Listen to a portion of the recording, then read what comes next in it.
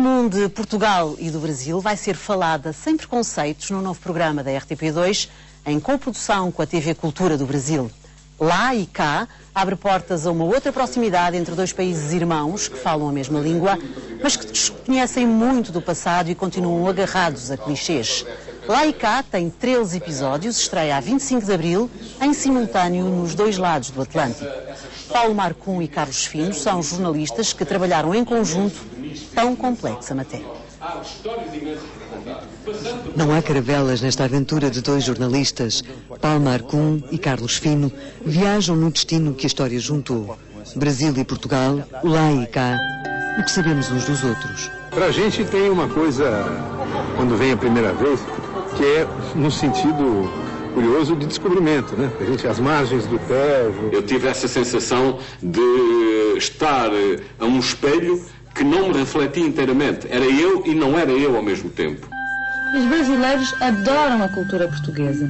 Quando descobrem o que é Portugal na sua essência, têm uma agradável surpresa, porque muitas vezes têm a ideia que nós ainda somos um pouco antiquados, somos o português do bigode. Aquele estereótipo que tão consolidado que um povo tem do outro, né, na verdade não corresponde à realidade. Quem diga que se os holandeses tivessem colonizado o Brasil seria melhor. Seria melhor. Eu queria ver como é que vocês iam cantar a Garota de Ipanema em holandês com aquela língua gutural, pá. Olha que coisa mais linda, mais cheia de graça. Opiniões que se cruzam e se contradizem neste olhar transatlântico sobre passado, presente e futuro.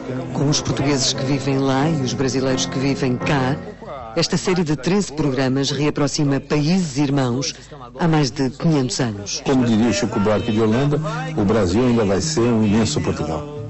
Oxalá. Ainda vai tornar-se um imenso Portugal.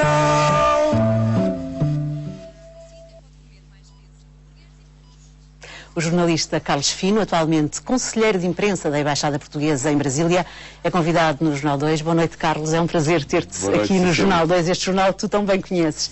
Carlos, esta série de episódios de Lá e Cá, ou Cá e Lá, também podemos dizer assim, vai nos ajudar a desfazer os tais estereótipos que temos em relação ao Brasil e do Brasil em relação a Portugal. Boa noite, Cecília. Obrigado pelo convite. É um prazer estar aqui. Já tenho saudades, não é? E estou muito bem. E é com muito prazer que estou aqui e que aceitei esse convite. E, além do mais, é a oportunidade de falar desta relação que, para mim, se tornou um desafio desde que cheguei ao Brasil há quase 6 anos, depois da guerra do Iraque. Passa a correr o tempo. Passa muito. Como dizia o Manuel Alegre, o tempo passa e a gente passa com o tempo. Às vezes dói. Bom, para quem chega ao Brasil, qualquer português, eu acho, fica deslumbrado com a imensidão de coisas que os portugueses fizeram no Brasil. E eu fiquei, pessoalmente, eu não conhecia essa história, fiquei muito impressionado com isso e acho que muitos portugueses não conhecem essa história, claro. A nossa própria história no Brasil. Eu tenho até uma teoria sobre isso. Eu acho que é pelo facto de Camões ter morrido no século XVI, quando nada de muito importante ainda tinha acontecido no Brasil, a não ser a descoberta. Mas quer dizer, toda a transformação daquele grande país e toda a construção daquele país pelos portugueses não ficou registada numa obra emblemática como Os Lusíadas. Os Lusíadas falam dos feitos, das proezas. Mas daquela época, sim, exatamente. Mas no Oriente. Exatamente. Na realidade, nós precisaríamos de uns Lusíadas dois que falassem do Portugal no Brasil. No Brasil. Que é imenso, é imenso. Então quer dizer que descobriste e estás a descobrir o Brasil? Sim, agora? Sim, e além disso há outra coisa que é verificar como os brasileiros andam esquecidos dessas origens portuguesas. E, portanto, em cooperação, em parceria com o Paulo Marcum, que também é jornalista, e que me levou ao programa Roda Viva, a seguir à Guerra do Iraque, e nós desde há 5 anos que tínhamos este projeto, e que foi, aliás, acalentado por sucessivos embaixadores, designadamente o António Franco, o Seixas da Costa, agora também este embaixador de Portugal no Brasil. Mas em relação à construção, do programa em si, este despique entre um português e um brasileiro, que conhecem muito bem a sua cultura do seu país e que tentam descobrir a cultura do país irmão, pode resultar na quebra de determinadas ideias que tantos brasileiros têm de nós, porque nos veem de facto como um povo cinzento, um povo cinzentão, pessoas que não têm alegria, e nós do Brasil também? Bom, eu acho que programas como este podem contribuir justamente para desfazer equívocos e desfazer preconceitos. Eu quis com isto dar um contributo para que os próprios brasileiros se lembrem mais dessas raízes portuguesas. É natural que eles fizeram um movimento de afastamento em relação a Portugal porque eram tão portugueses que tiveram que se demarcar para constituir a sua própria identidade, não é? Mas acho que essa etapa de matar o pai para se afirmar já teve o seu tempo, não é? Agora é a altura de nós nos revisitarmos. Agora, se os brasileiros não fazem isso, nós temos essa responsabilidade, nós portugueses, porque essa latência portuguesa no Brasil é tão forte que eu sinto que é assim como que se houvesse um coração que não tem rosto. Ela está à procura de um rosto. Claro. E nós temos que contribuir para que Portugal seja mais visto no Brasil. Quem não aparece, esquece. É não óbvio. E tu vais, durante estes 13 episódios, contando então essas origens, essa história dos portugueses no Brasil.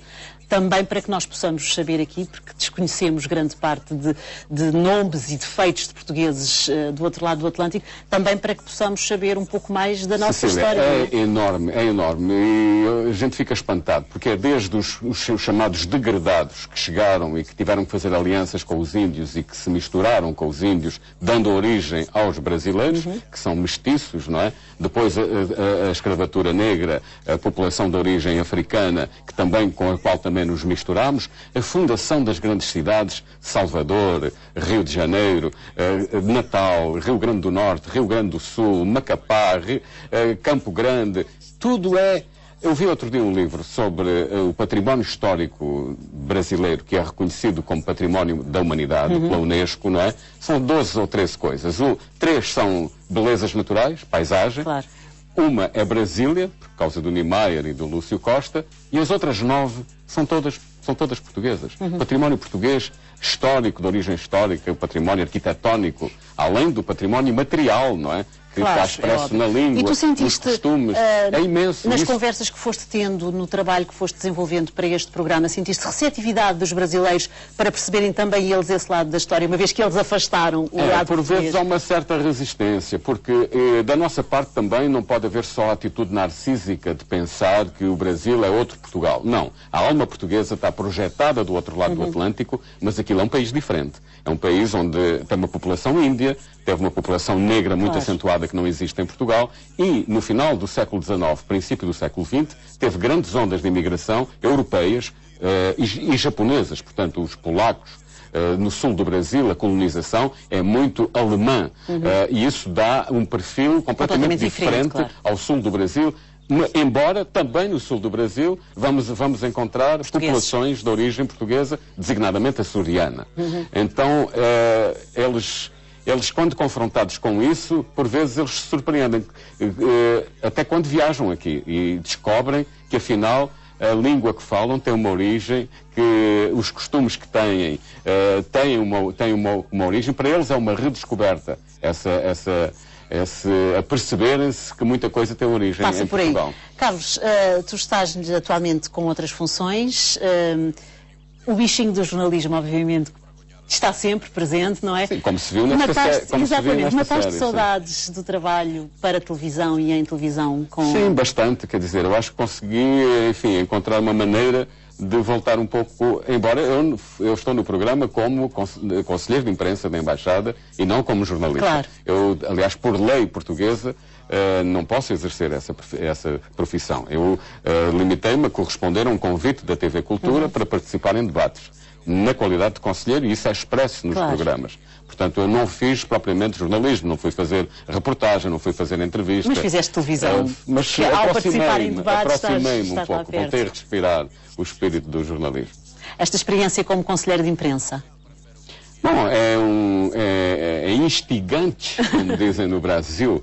É um desafio, porque foi uma coisa completamente diferente. Enfim, o jornalismo tem como objetivo, como se sabes, a procura da verdade, enquanto que aqui os conselheiros de imprensa têm a missão de divulgar a verdade oficial e a visão das coisas do Estado. Portanto, são experiências, é como passar para o outro lado do espelho, para o outro lado do balcão, mas o desafio foi grande e, enfim... eu considero que foi uma experiência muito interessante que me permitiu descobrir o Brasil. Carlos, eu gostaria muito de continuar a falar contigo, mas o tempo está a acabar. Fica para a próxima. Obrigada por teres vindo ao Jornal 2 e temos saudades de te ver na RTP eu é que agradeço. a trabalhar. Muito obrigado. Boa noite, obrigada. Foi o Jornal 2 de dia 15 de abril.